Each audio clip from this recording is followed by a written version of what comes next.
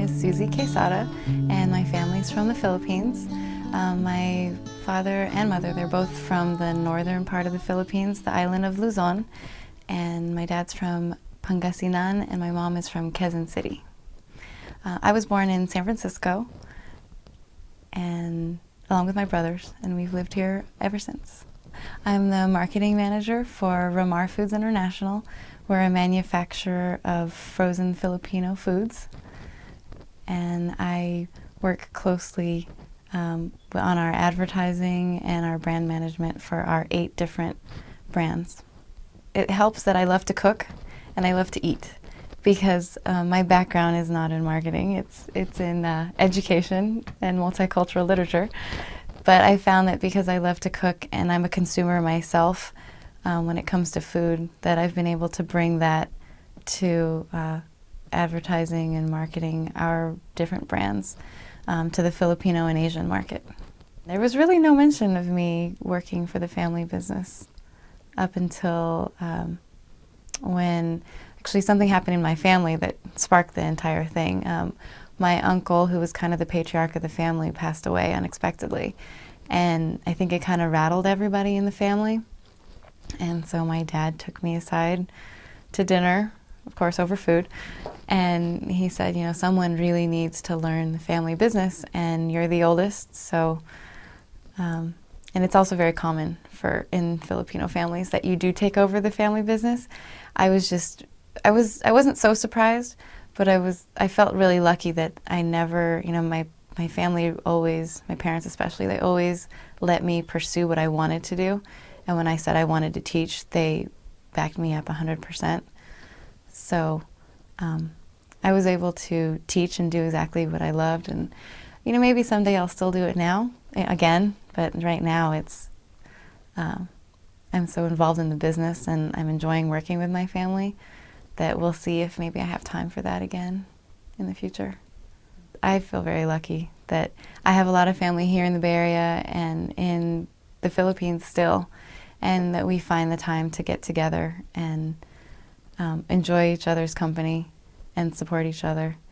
And I've really taken that into my work life.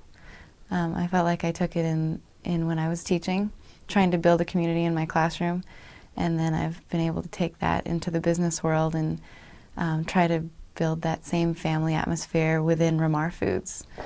And I do have my dad to thank for that. He's got 11 brothers and sisters, all of which are on the board, and they're my bosses, and I've watched them ever since we were kids. We were going down to Los Angeles because they were having the board meeting, and back then it was, oh good, I get to play with my cousins. You know, and I have 55 first cousins. So I'd get to go down and play with my cousins, and we'd go swimming and go to Disneyland while my dad and his brothers and sisters would have a meeting. And now I'm actually invited to those meetings, which is a little bit different. Filipino food is very important in the culture, especially in my family. In the morning when we're having breakfast, we're already talking about what we're having for lunch. And it's very planned, and it's an authentic meal is usually a part of at least 2 meals a day. And that's rice with some sort of meat and vegetables. It's important now, especially because of the convenience.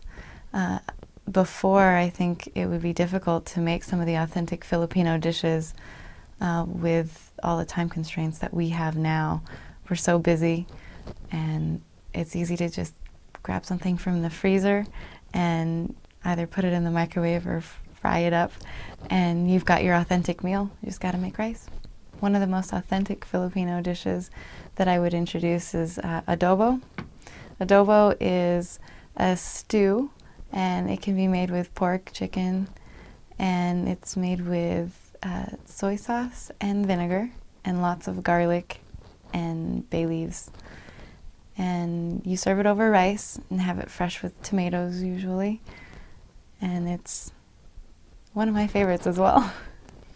Growing up in California as a Filipino American, it was difficult at times. I grew up in Walnut Creek, And Walnut Creek, especially when I was growing up, wasn't as diverse as maybe it might be now. And it was a very small town. Not a lot of people knew where it was. And I was probably one of the only people who had a different last name than everyone else. There was maybe 1 or 2 other Filipinos that I was going to school with, and another handful of Asians. So there were times when I felt different. And then there were times when being different was kind of nice too. Because when we got to share things, when you get to share for Multicultural Day, you got to bring in a dish, and I was always really proud that everybody liked the food that my mom would make and that I would bring in, or I would share the pictures of when we would go back to the Philippines to visit family every year, and it was kind of exotic and exciting. Going back to the Philippines now is great. I have a lot of family there still, and now when I go, I find myself working, which I didn't as a kid. It was always just to visit family. And now I find myself going to all the grocery stores and looking at the food and thinking, what new food that is over there can I bring over here for everyone to enjoy? Right now we're working on, we have 16 tropical ice cream flavors, and we bring all of the fruit purees from the Philippines here, and then it's manufactured here. And so whenever I go back, I'm looking for the new flavor, a new fruit that we can bring into the mix. My favorite flavor of ice cream is the Magnolia Ube ice cream. That's purple yam. It's a purple ice cream, and anything purple yam is my favorite. So the ice cream, it's the best. This is a Malam, and it's from the southern part of the Philippines, from Mindanao. And it's a traditional piece that I believe is still used today. You can wear it by itself, or you can wear it like I've worn it today, which is for a more practical purpose. You can carry groceries in here, and even a baby, wrap it up nice and tight. For the younger generation of Filipinos coming up, I would like to encourage you to look into your roots and see how vibrant the culture is.